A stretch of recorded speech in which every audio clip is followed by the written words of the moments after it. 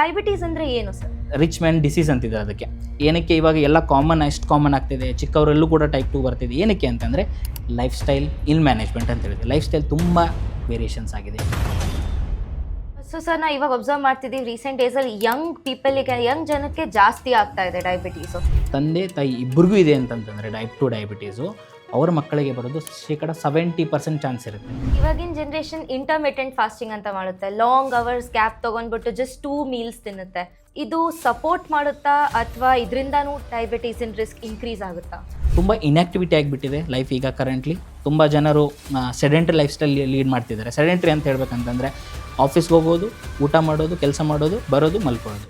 Type 1 type 2 diabetes ಅಂದರೆ ಏನು sir? 2024 data ಸರಿ ಸುಮಾರು 9 ರಿಂದ 9.5 ಕೋಟಿ ಜನ ಡಯಾಬಿಟಿಕ್ ಇದ್ದಾರೆ. ಇನ್ನೂ ಎಷ್ಟೋ ಜನ ಇದ್ದಾರೆ, ಅವ್ರಿಗೆ ಗೊತ್ತೇ ಇಲ್ಲ. ಯಾಕೆ?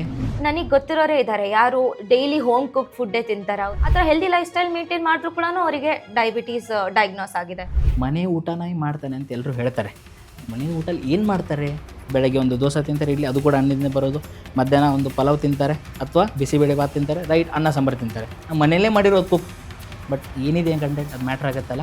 ಹಾಗಂದ್ರೆ ಇವಾಗ ಡಯಾಬಿಟೀಸ್ ಬರಬಾರ್ದು ಅಂದರೆ ಯಾವ ಫುಡ್ಸನ್ನು ತಿನ್ನಬೇಕು ಆ್ಯಂಡ್ ಯಾವ ಫುಡ್ಸನ್ನು ನಾವು ಅವಾಯ್ಡ್ ಮಾಡಬೇಕು?